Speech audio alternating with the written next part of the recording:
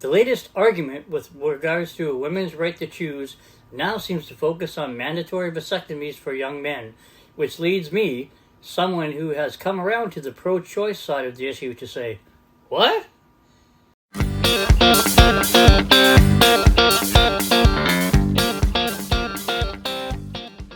Hello everyone and welcome to a special segment of the Alex McNorman Show, where I will be discussing this latest phenomenon of mandatory vasectomies for young men, which is a apparent extension of the her body, her choice abortion mantra, which I believe is intended to highlight the fact that if us stupid men were forced with the choice of having to choose to abort a fetus due to an unwanted, ill-timed, or medical conditioned childbirth, that is the mother and the child being at risk, then we'd be less inclined to tell women what to do with their bodies. Which I don't think is, well, yeah, it is happening in some places, but anyway. Here's why I have an issue with that unsound logic. To do so, I have to go back many, many years to when my two daughters were in grade 5 and grade 3. And the question, where do babies come from, arose. The first thing that my wife at the time and I did was discuss how best to broach this topic with our girls. Then I remembered that there was a really cool cartoon from my childhood, Where Do Babies Come From?, that we could use to assist us in this endeavor. Since I was an instructor for many years, and I have always found that using the right training aids to both educate and entertain the audience is the best method. So off to the public library I went to sign out a copy of both the video and the book, Where Do Babies Come From? So we sat down with the girls, we watched the video, and answered their questions that they had, and then we went about our business. Now, it has become very clear to me that this type of educational activity could help many people out there.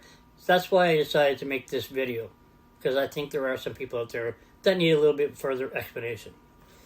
In her article, Where Do Babies Come From? Tips to Help Parents with Explaining, Kath Atkinson, a sex educator from Australia, states, in order to make a baby, you need two parts, one from a man and one from a woman. Or, if you're more progressively inclined, you have to have a penis and someone with a vagina. She continues to describe how the sperm leaves the penis and goes into the vagina. The sperm then finds the egg, they join together and grow into a baby. Seems pretty straightforward to me. I've actually practiced it a couple times myself. But then as the children got older and the topic of abortion came about, that was a much different conversation and much more complicated to have, especially since the kids were in Catholic school. Now, even though my ex was a Catholic, my daughters were raised Catholic, and I converted to Catholicism in 2006, there has always and will always be a separation of church and state in our household, which means that regardless of our religious beliefs, the church does not dictate how we view the rest of Western society. There were some heated discussions, but at the end of the day, we all decided that the decision to abort a child, for whatever reason, was a very, very tough one.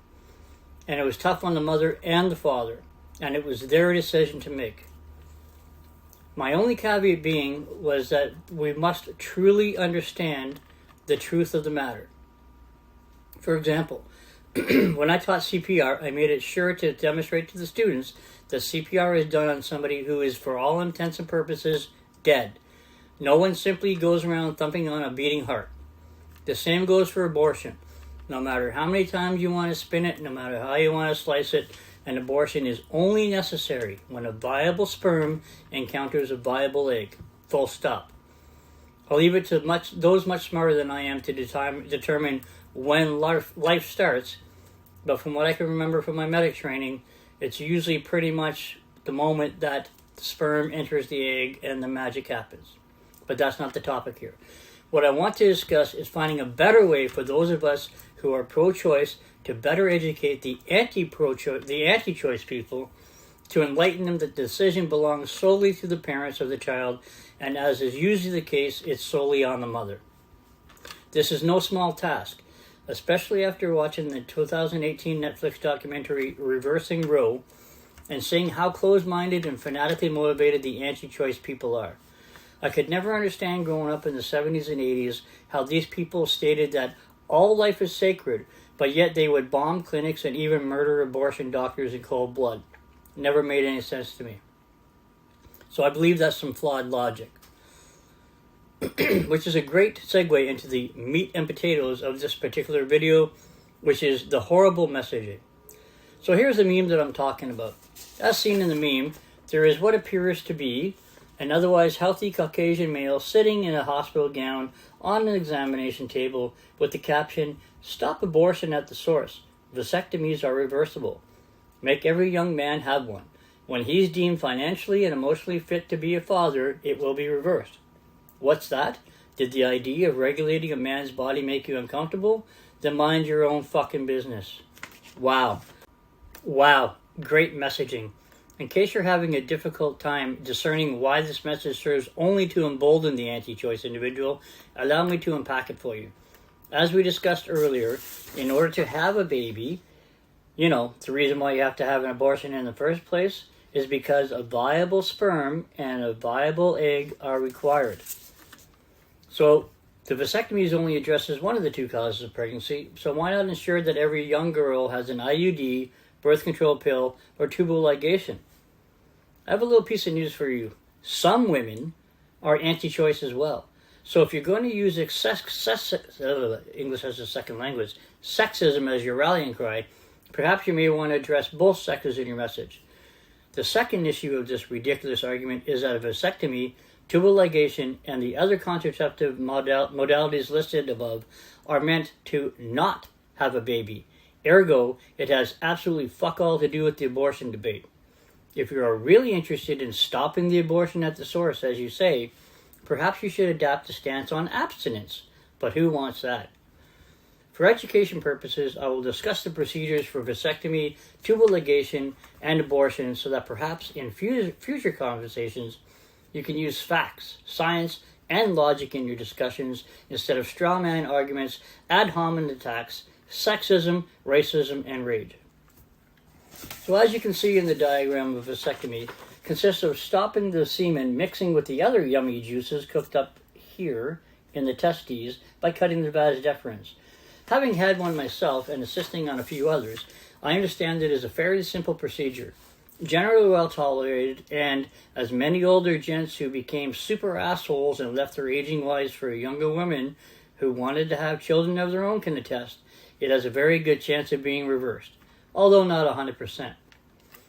A tubal ligation, on the other hand, is conducted with the same kind of thing, except what you do is you tie off the fallopian tubes so that the egg cannot travel into the uterus, so it cannot be introduced to a viable sperm. This procedure is not as easy as a vasectomy, however, it also can be reversed, but is less likely to be successful. So if the intent of this meme and your logic is to ensure that abortion can be stopped at the source, the best way to accomplish this, other than abstinence, is a combination of a vasectomy and a tubal ligation. So there. Done. No need for an abortion. What's that? Did the idea of regulating a man's and a woman's body make you uncomfortable? Well, I thought you wanted to stop abortion at the source. So why not both sources? Both sources being stopped appear to be the best option for that. As for the abortion procedure itself, a doctor uses a suction tube, syringe, forceps, or other tools to fully clear the uterus, and placenta are terminated. Once again, this is only done when a viable sperm and a viable egg have been effectively joined. This is not a small achievement and therefore not a decision that should be taken lightly. I would like for people to be able to come to an agreement on this complicated issue, but that isn't going to happen anytime soon until both sides realize that an abortion is an extremely serious decision that is best left to the parents of the child, their clinician, and their close friends and family. But make no mistake about it, you are ending somebody's life. Again, be kind to each other out there. Take care. Cheers.